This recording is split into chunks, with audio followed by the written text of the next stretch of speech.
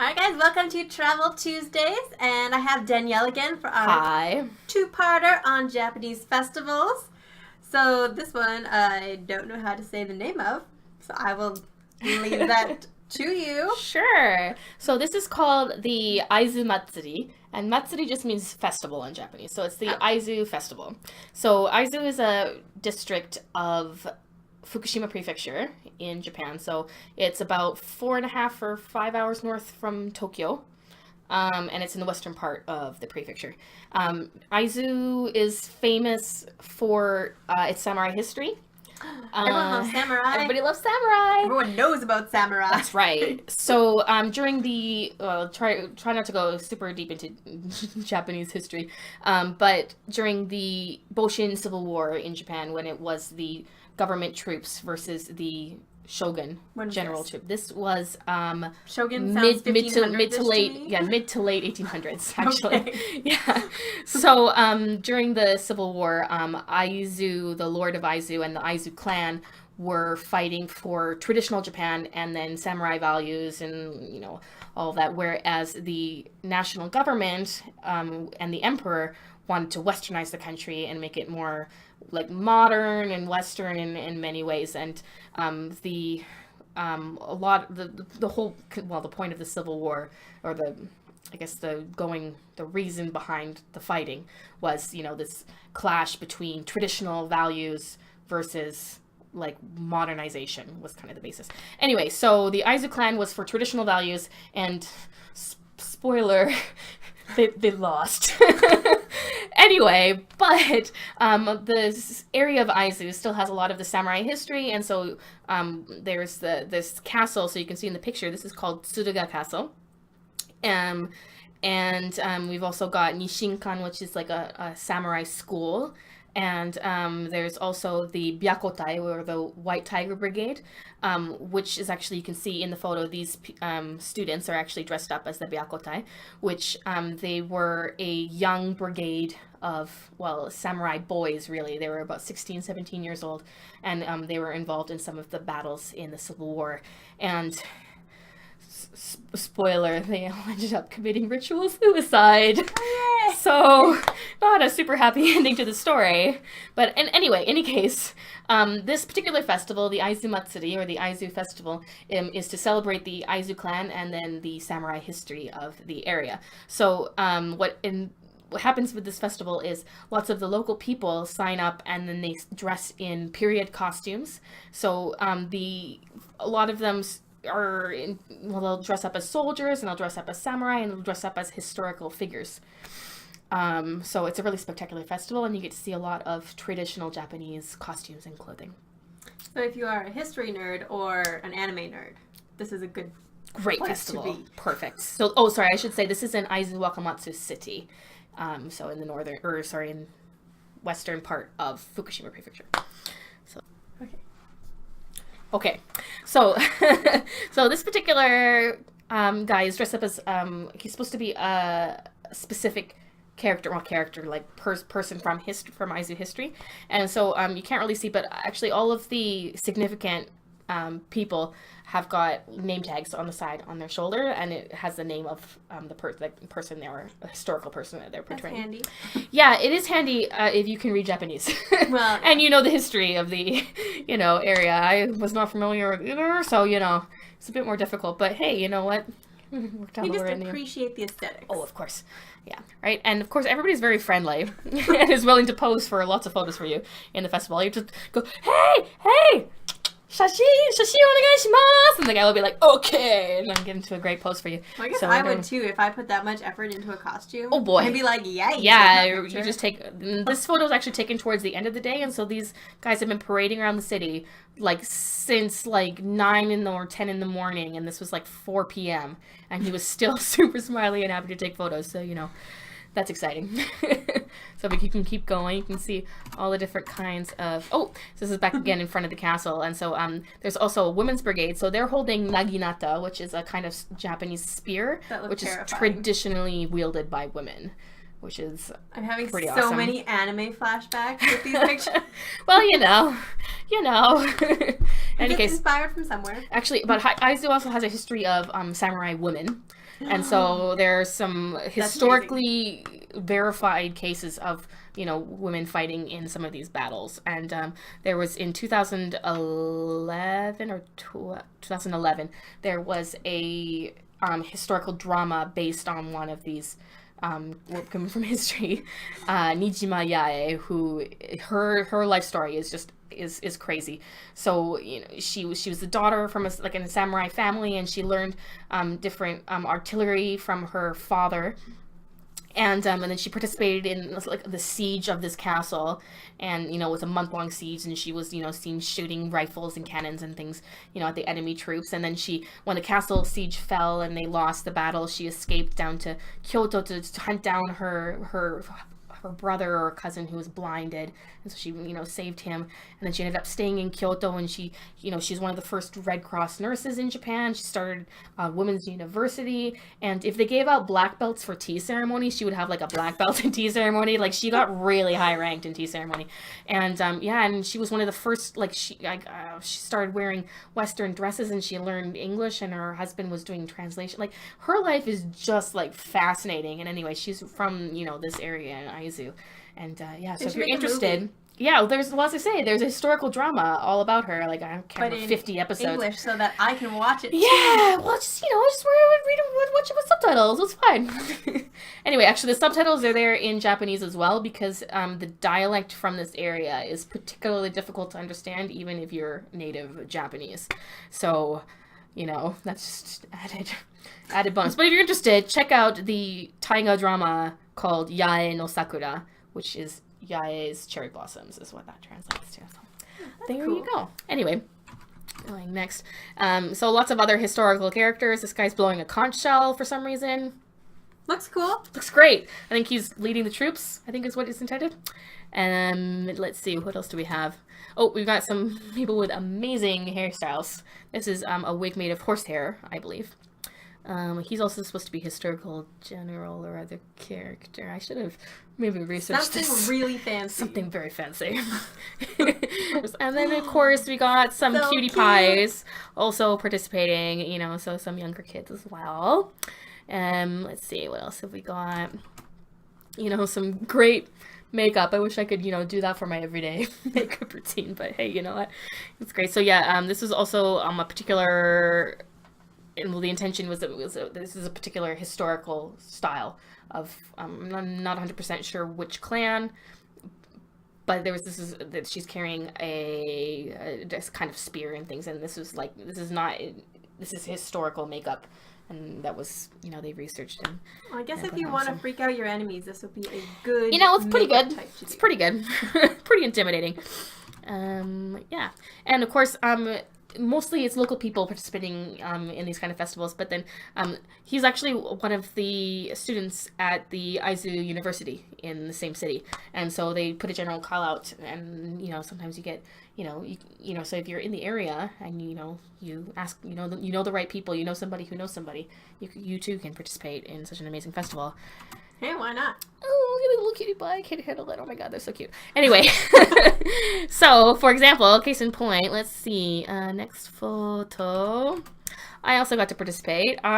This is the first year I ever participated, and every year you kind of go up in rank, and so you start off like I did, like a ninja, and I was just handing out pamphlets and giving directions, giving giving out Gatorade to the people in the parade so that they didn't die of heat exhaustion.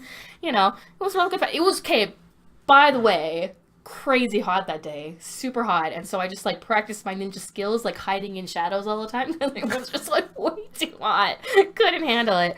But anyway, it was really fun, great experience, and if I had stayed on in Japan longer, then every year I would have gone up in rank, and then maybe I would have been the general in the end, but who knows. But it's great fun, highly recommend. You just get to enjoy yourselves and have a good time. Stylish ninja. So historically accurate. Okay. I like how the helmets are just tied on with fancy rope. Oh yeah, actual clasps. Well, they didn't have Velcro was not invented yet, so yeah. Yeah, so there you go. Now, we're going to move on to a different area. So this is not in Fukushima Prefecture. It's just to the northwest of Fukushima Prefecture in a prefecture called Niigata. And this particular town is called Tsugawa. And they are famous for their Fox Bride Festival. So in this festival, it tells a story of a fox bride and a fox groom who come together in a marriage ceremony. And everyone involved in the festival and the parade and the marriage ceremony gets done up in fox makeup and then full historical costume. So that sounds amazing. It's pretty great. So, case in point, here are some shrine maidens done in, and they're carrying lanterns and they got their full fox makeup. And then you can also see some right here. Fox ninja. It's pretty great. And so then foxes are pretty prominent in Japanese culture. Yes. So in Shintoism, so one of the two main religions in Japan, and Shintoism is the native religion to Japan. And in Shintoism, they believe a lot in animism, so different animals, but also like trees and rocks and things are sacred in this religion. And in particular, foxes are said to be the messengers and servants of the god Inari. And so oftentimes in different Shinto shrines, you'll see at the entrances, you'll see little fox statues. And because they're the servants of the god of the shrine. So yeah, foxes have a very big place in Japanese culture and in Japanese religion. And case in point, you get to see that kind of thing reflected in festivals like this. So this is the fox bride in the festival. Now, she actually is getting married. So the people who participate in this festival all have to be from the local area. And then the fox bride and the fox groom, one of them has to be from the area, and they have to be getting married that year. And so anybody who's from the area and getting married, they can apply to be the fox bride or the fox groom in this festival, in this ceremony. And she's from, I believe, Saitama. She's not from Tsugawa, but then her husband is from Tsugawa, and he participated in the parade when he was a kid, and then growing up, he always wanted to be the groom in this ceremony. That's so adorable. It's a childhood dream of his. Their costumes are so colorful. Yeah, so this is another historical costume. They wouldn't necessarily have that kind of bright colors, but it's they've got the style. The style is historically accurate. Yeah. So it happens during the day. So they've got the bridal procession, and then they've got the groom's procession. I've only the pictures we've seen so far are just from the brides. I didn't get any pictures from the grooms. And the two processions parade through town, and they come closer and closer and closer. And then after it gets dark, they meet on a bridge. And then this is it's kind of hard to see, but the one side you can see in white is the bride, and then on the other side in black, there we go, is her groom. And then they meet together, and the two processions are lined up behind them, and then they bow to each other, and then they proceed together to the actual wedding ceremony venue, which is by the river. And so everybody is holding lanterns, and then they're all lined up all together for the wedding. So kind of like her bridesmaids? Her bride, yeah. It doesn't translate like 1-to-1 with like Western wedding ceremonies. But hello, kitty cat, hi. But yeah, their attendants. And so if we go to the next picture. All right, so you can see here that's the groom there, and then the bride is next to him. And so they're standing, and all of their attendants and everyone is gathered around them. And this is right on the river. Yeah. Let's see. And there's like a lot of ceremonies. So let's see. So that lady up here, she's the mother of the bride. And then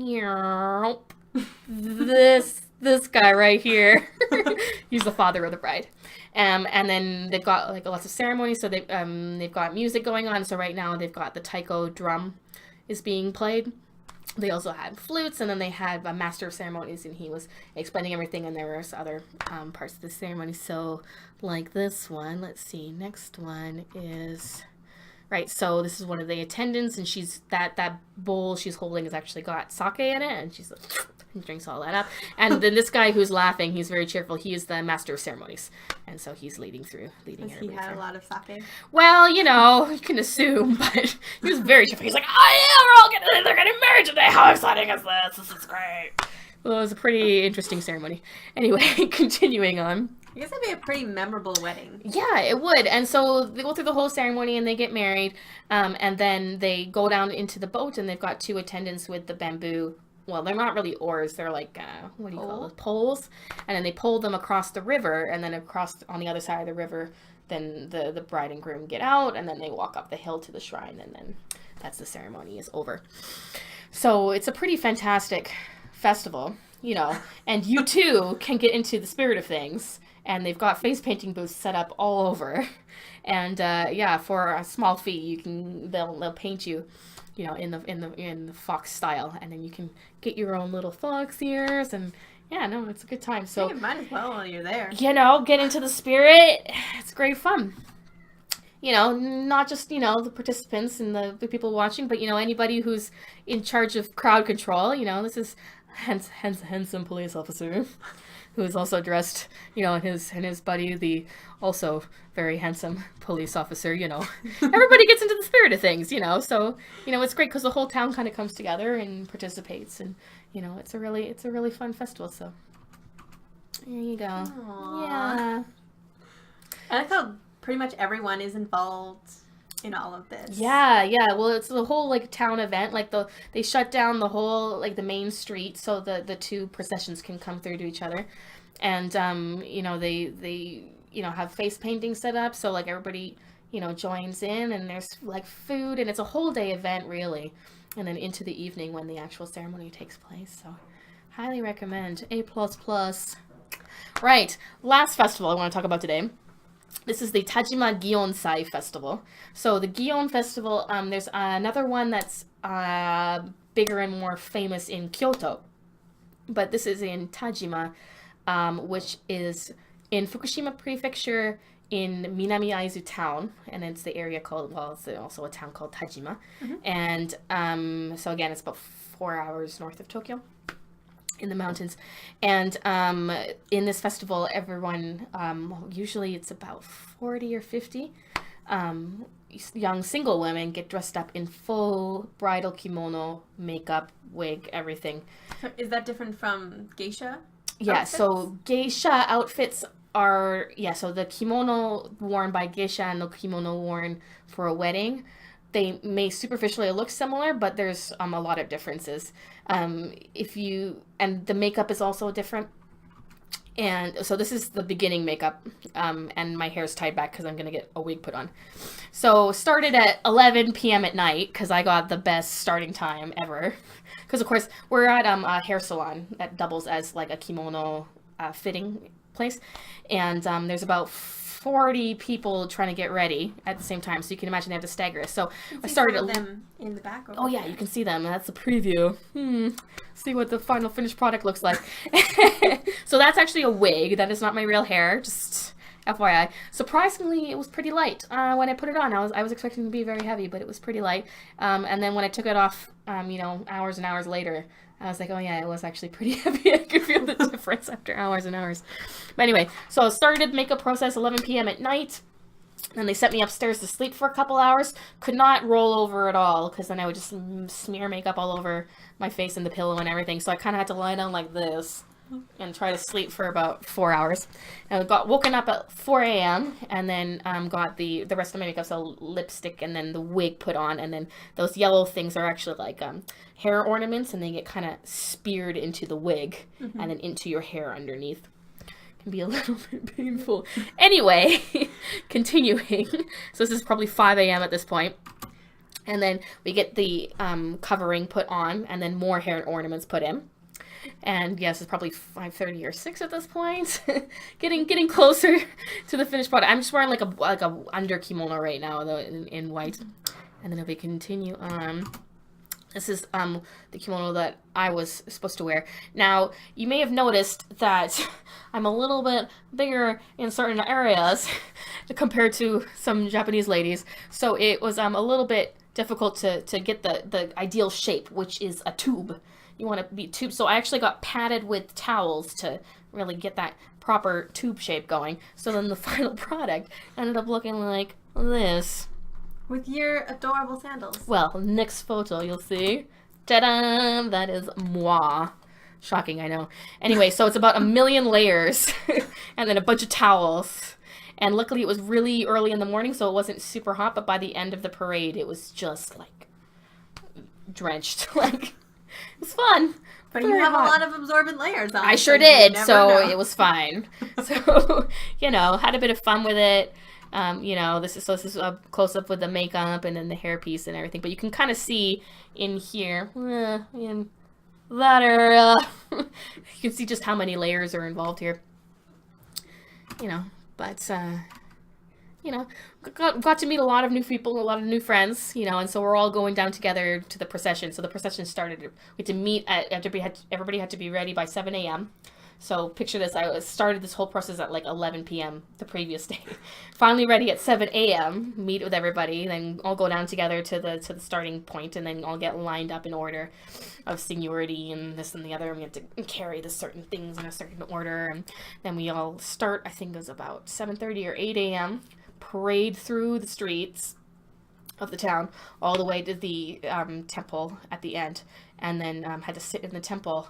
Kneeling down, by the way, because you cannot sit cross-legged in these things. I can imagine. Mm-hmm. And then had to listen to a full ceremony. It was about half an hour or so. I wouldn't be good at that. Like, my feet would go numb.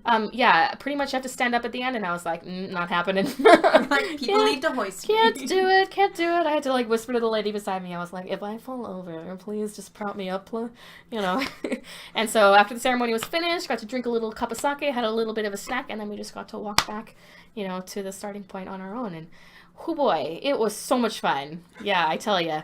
And I was just really lucky. Normally it's only local girls that get to do this, but I was friends with one of the ladies who was helping to put on kimonos. And same thing as I said before, if they had black belts for learning how to put the kimonos on, she would be a black belt. Like, she won, believe it or not, there are contests in Japan to put on kimonos on other people and put them in have the best coordinated colors and the best accessories and the whole image. And she won all of Tohoku, so all of northern Japan, and she came in the top, I don't know how many, top 5 in all the whole country. And yeah, no, she was fantastic. Anyway, she happened to be living in the small town that I was living in, and she was like, "Oh, I'm helping out with this festival, do you want to join?" And I'm like, yeah. And so I luckily got invited along, and it was a really great experience, and I'll cherish those memories forever. And look at the great selfies I can take. How amazing is that? All right. So I know Memoirs of a Geisha is really, really inaccurate, but a lot of moments that you were talking about, I was like, I feel like those showed up in the movie. Yeah. Well, they say it's very inaccurate, and certain things are. I can't speak to. I'm not an expert, and I can't speak to the historical accuracy, but yeah, there are definitely some truths in the movie. In the geisha prep. From my point of view.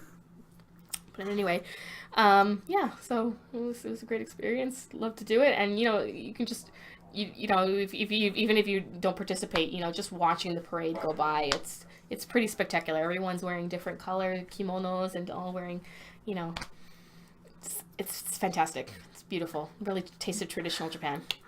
See, and this reminds me just how particular the Japanese are about their traditional clothing. Oh boy. Because one of my friends went to Japan, and she was at an onsen, and she was just wearing a very simple traditional outfit, but her boyfriend at the time was like, "Oh yeah, you're fine." And she went out, and his mom and the attendants were they redressed her in the hallway. Oh. While all the other guests were walking by. Oh yeah, that can happen. You know what, I bet you, without knowing any details about the thing, I bet you all it was is she probably had it right over left instead of left over right. Guaranteed. Do you know why? Why? Okay, because the traditional ways to wear it is left over right. But if you do right over left, that's the only time you wear it like that is when you're dressing a corpse for a funeral. Oh. So I would say with 95% certainty, that was probably what happened. So it looks fine, right? And you think you did it correctly, but just that one, right over left instead of left over right, just that can be Oh. Yeah, so, you know. Good to know if you're ever there and wearing traditional costumes. Yes. Anyway, so that was some interesting costume festivals in Japan. I hope you guys enjoyed. Do we have any more festivals for the future? Or just I have visited so many festivals. So there may be all over an additional festival Japan. episode in the future. Yeah, we'll see. But we'll definitely have Danielle for some more Japanese culture and delightful spots. And I hope you guys enjoyed our little trip over for some more festivals in Japan. And thank you guys for stopping by. Thank you. See you next time.